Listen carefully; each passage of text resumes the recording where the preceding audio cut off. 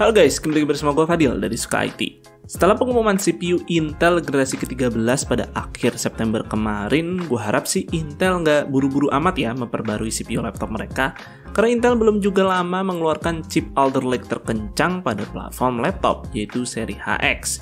Secara desain aja Intel membuatnya 1112 nih dengan performa chip desktopnya.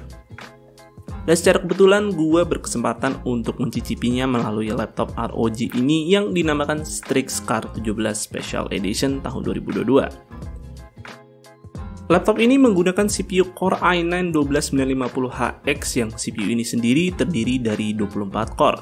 Ya memang 1112 sih sama Core i9 versi desktopnya ya secara jumlah core. Bayangkan aja nih CPU laptop macam apa yang dikasih daya sampai 120 watt lebih.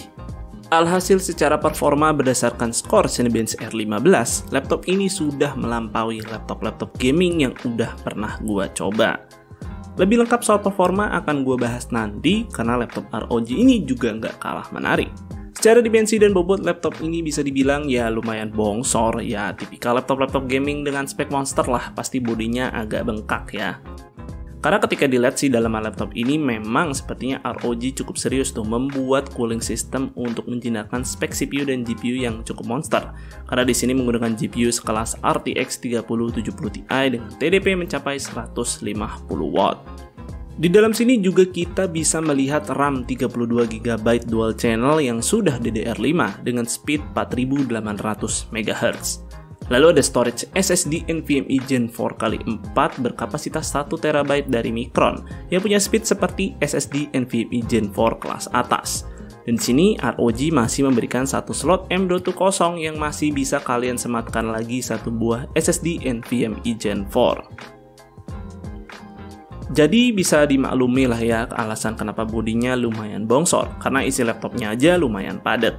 Namun tentu aja ini masih tetap kurang cocok sih bagi kalian yang gamer dengan mobilitas tinggi. Untuk build quality-nya juga udah oke banget sih, walaupun cuman back cover layarnya aja nih yang berbahan metal, tapi overall semua bagian bodinya udah cukup solid.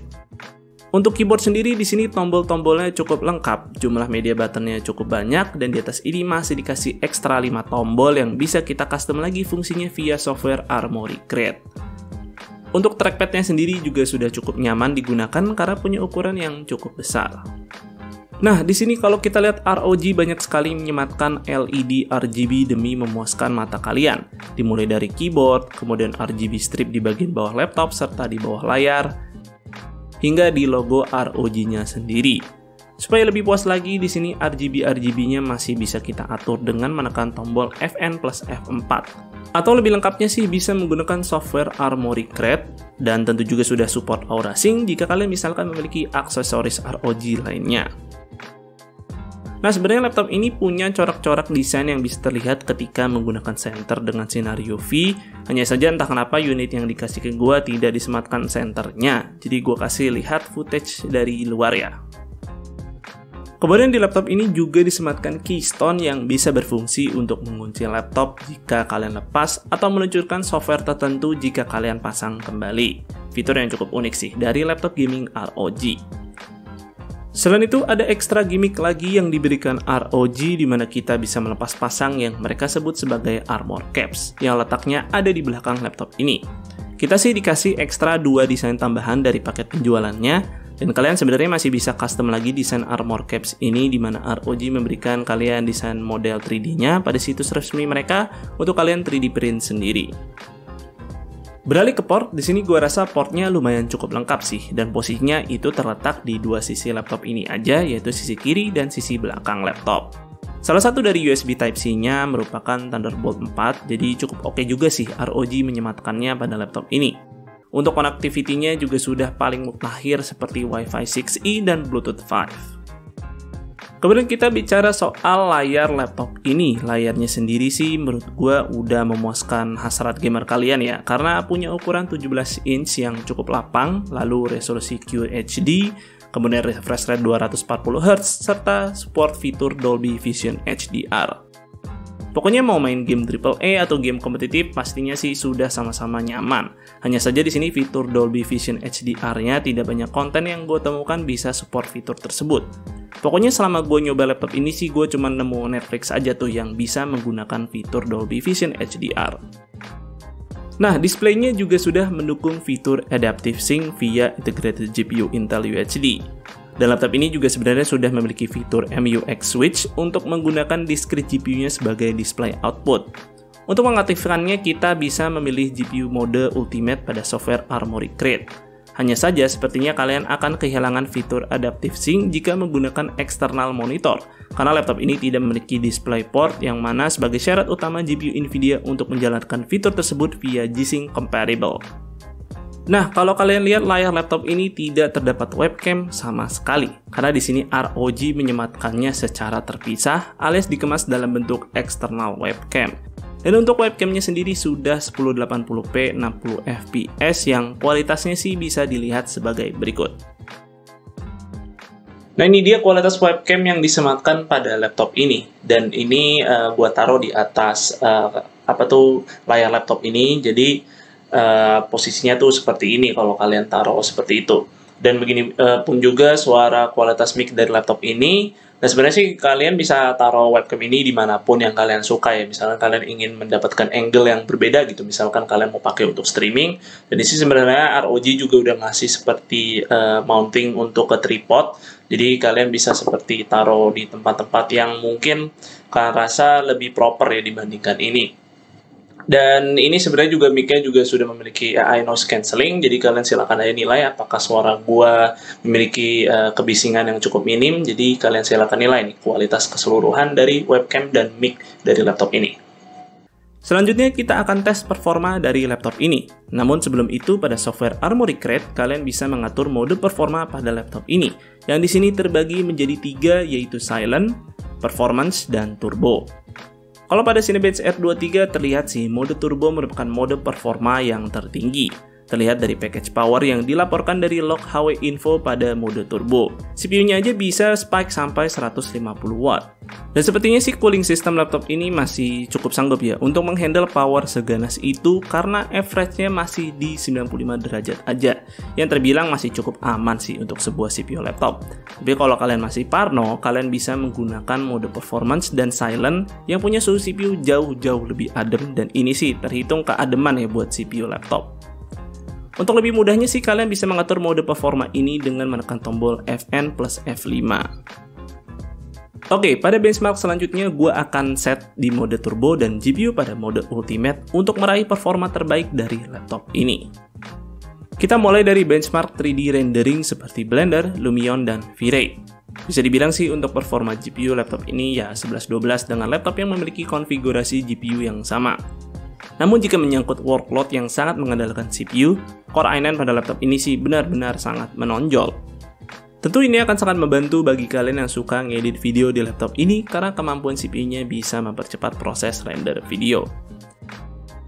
Kemudian kita masuk ke video games. Untuk game-game AAA dengan settingan rata kanan, semua bisa dilibas sama laptop ini.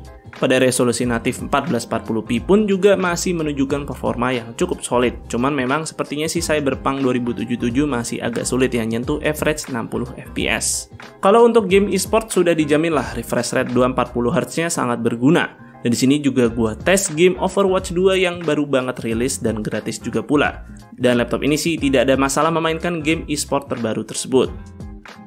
Untuk menghandle ray tracing bisa dikatakan laptop ini sih terbilang cukup kencang karena masih mendapatkan playable FPS untuk game-game AAA di resolusi natif sekalipun. Kemudian berikut clock speed CPU dan GPU ketika sedang bermain game. Sepertinya jika gamenya GPU bound maka alokasi daya diutamakan ke GPU, sedangkan jika gamenya CPU bound maka alokasi dayanya diutamakan ke CPU. Ya cukup lumrah sih untuk sebuah laptop gaming.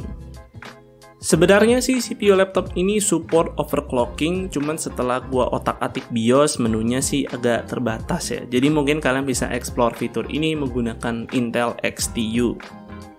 Selanjutnya soal kualitas speaker, gua rasa laptop high-end-nya Asus ROG tidak pernah mengecewakan sih. Speaker laptop ini terdengar cukup lantang, bassnya dapat, separasinya juga oke, dan udah disupport juga oleh software Dolby Atmos. Hanya saja entah kenapa ketika Dolby Atmos-nya itu aktif, bassnya jadi agak kurang terasa dibandingkan dalam keadaan non-aktif, yang kualitas suaranya sih bisa didengar sebagai berikut.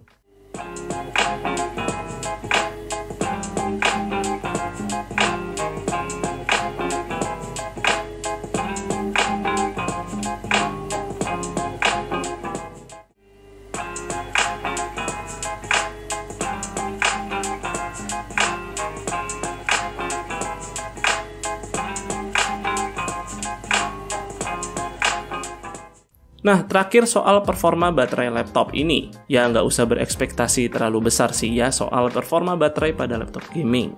Di atas kertas sih tentu kapasitas baterainya cukup besar, yaitu 90 Wh, dan ketika dites laptop ini sih bisa bertahan 4 jam lebih, yang tidak terlalu buruk sih untuk laptop gaming, namun bukan daya tahan baterai yang terbaik. Untuk pengecasan, laptop ini diberikan power adapter 280 watt yang secara bentuk aja udah gede banget sih dan cukup berat ya untuk dibawa kemana-mana.